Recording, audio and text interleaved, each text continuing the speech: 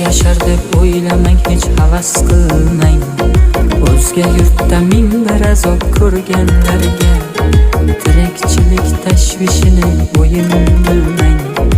Oson emasmi